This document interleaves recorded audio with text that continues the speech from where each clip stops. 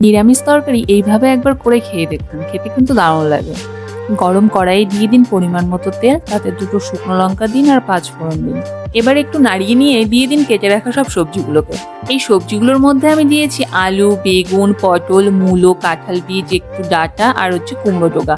সবগুলো একটু বড় বড় করে কেটে নিয়েছি। আর এর মধ্যে দিয়ে দিন অল্প পরিমাণে ভাজা কলই ডাল। এবার এগুলোকে ভালো মতো কিছুক্ষণ নাড়াচাড়া করে নিন।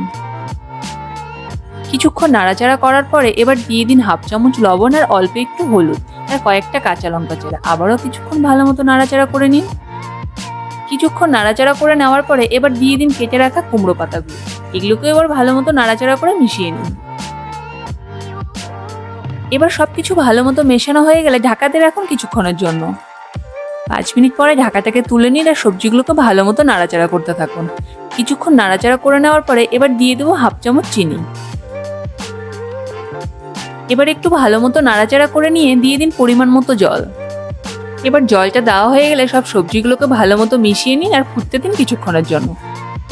কিছুক্ষণ ফোটানোর পরে দেখুন সবজিগুলো ভালো মতো সিদ্ধ হয়ে গেছে আর এইভাবে ঘাঁটতে থাকুন। এবার ঝোলটা হালকা টেনে এলেই নামিয়ে নিন আর এই সময় পারলে লবণটাও চেক করে নেবেন।